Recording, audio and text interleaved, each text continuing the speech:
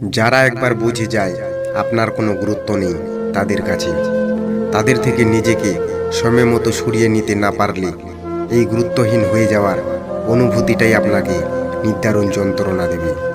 ব্যবহার এবং আচরণ দিয়ে যারা আপনাকে এড়িয়ে চলে কিংবা এড়িয়ে যায়, সেখান থেকে সরে আসাটা জরুরি। সরে যেতে না পারলে সেখানে বিন্দুমাত্র কদর থাকবে না আপনার।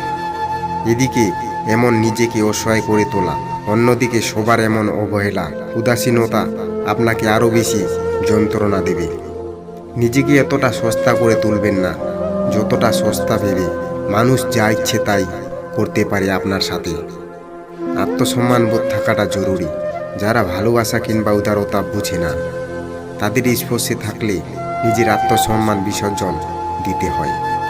পৃথিবীতে কেউ কখনো সরল মানুষের কদর করে না, বরং সরলতাকে ব্যবহার করে।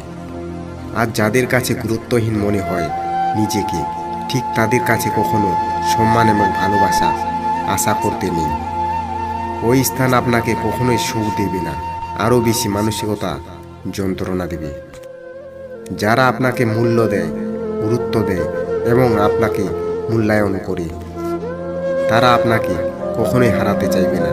যাদের কাছে আপনার বিন্দুমাত্র কোনো গুরুত্ব নেই, আপনি থাকা কিংবা না থাকা দুটোই সমান, তাদের কাছে নিজের আত্মসম্মান বিসর্জন দিয়ে এবং মানুষের স্পর্শে থাকার চাইতে না থাকাই ভালো।